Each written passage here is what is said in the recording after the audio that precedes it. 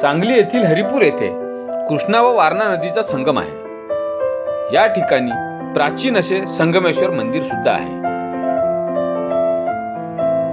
या नदीमध्ये मगरीचे सुद्धा अस्तित्व आहे।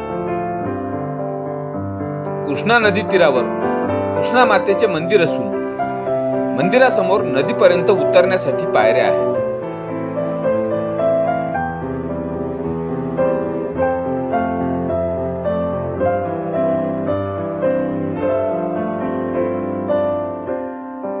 पायऱ्या उतरून आपण नदीकाठी गेलो की येथे उत्तरेकडून वाहत येणाऱ्या कृष्णा नदीला पश्चिमेकडून येणारी वारणा नदी येऊन मिळते।